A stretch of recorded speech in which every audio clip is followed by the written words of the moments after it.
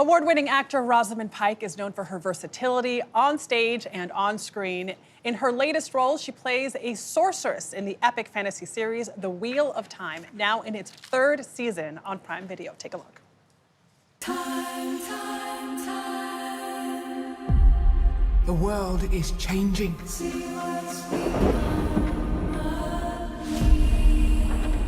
Who knows how deep the shadow's roots have taken hold here? I have seen 1,000 futures.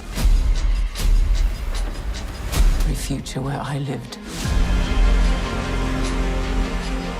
Rand dies.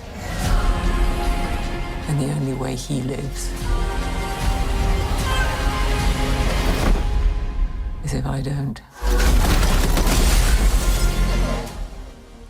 Oh man, Rosamund is here and now. I was lost in the clip. I wanted to keep going, although I saw that episode. Let's just say a lot of people die in this. A lot happens. A lot happens. So we were talking in the green room, and you said you never imagined playing a fantasy role. How did you get here? And talk to us about this choice and the women. I've never seen myself in any fantasy series that I was aware of on television. And then suddenly I was introduced to these books that Robert Jordan wrote in the 90s, 14 of them. And there are so many, not just one fantastic female character, there are multiple amazing female characters which depict the strength of women in all kinds of ways, you know, whether it's as healers, politicians, warriors, guides. It was an extraordinary world that I was invited to be part of, and I've now been in the school of the Wheel of Time for 5 years, I think.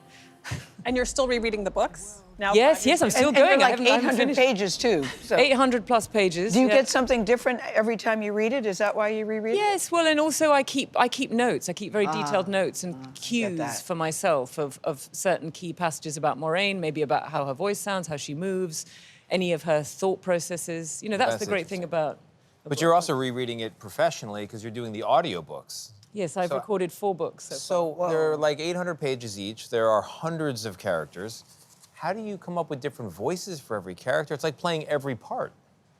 Some of the books have 100 plus voices. I've tried to make them as companion pieces to our show. So if you're enjoying the show, you can refer to the audiobooks and there'll be a feeling of the actors in our show in my depictions of the characters on the audiobooks.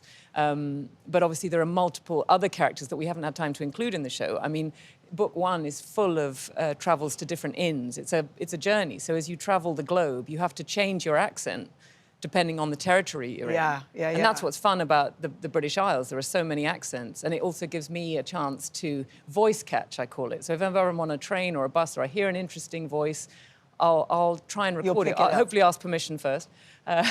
But I'll stop people and say, would you mind if I just get a snippet of your voice? That is amazing. And they're looking at you with your Rosamund Pike face going, okay. But your team, lady. Okay, lady. But your team tells me you're very good at the voices, just saying. The other thing I find fascinating about this series is that the fans are so invested.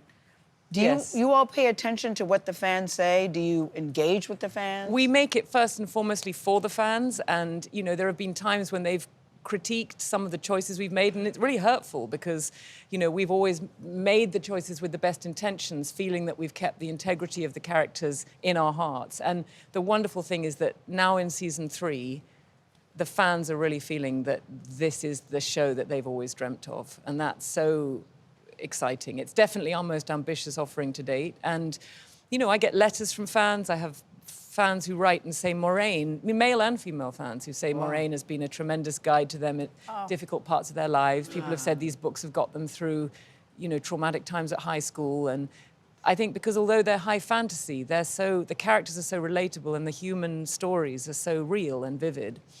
I like that women have the magical powers, though. Well, men have it too, but it's very dangerous for men because at one time, historically, men abused the power and now it's been tainted by the Dark One. So if you use it, you can have tremendous strength, but it will drive you mad. So interesting. Rosamund, you call this your most ambitious season yet. We don't have a ton of time, but why is it so? I think because we've been more experimental. We've enjoyed the place that fantasy can take you in terms of breaking form. We've able to make it more psychedelic. Amazing, Rosamund. Thank you so much.